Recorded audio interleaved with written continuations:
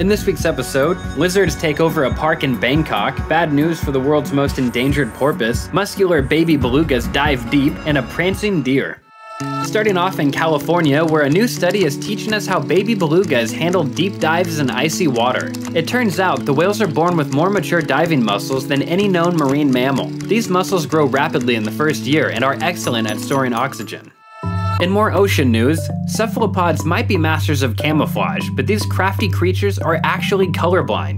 The surprising discovery was made by scientists from the University of Queensland, and it's a remarkable look at how the animals interact with their world. Over to Mexico, where a new report warns that the illegal trade in totoaba fish bladders is decimating populations of a tiny porpoise. The vaquita is considered to be the most critically endangered cetacean in the world, and it's getting tangled in fishing nets used to catch totoaba.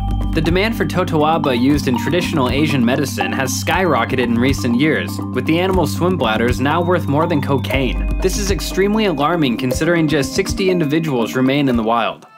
Staying with the illegal wildlife trade, a new survey came back with a mixed bag of news for pangolins this week. The illegal trade in pangolin scales is still a big problem in China, but we're happy to report that the market for pangolin meat is declining. More than 1 million pangolins have been poached globally over the past decade, so every little bit of good news counts.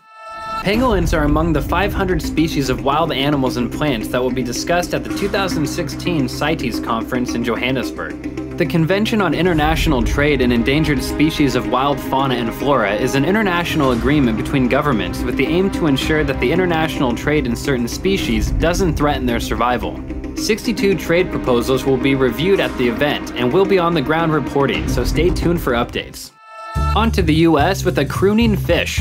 We don't tend to think of fish as noisy, but the midshipman fish is known to sing at night. New research from Cornell University shows that the setting sun triggers the fish's grunts and growls, and light can make them quiet down.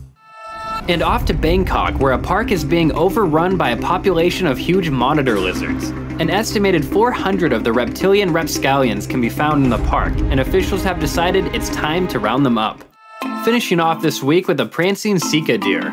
This amusing aerobic display can be a way to confuse predators, but here in England, it's thought to signal nearby mates.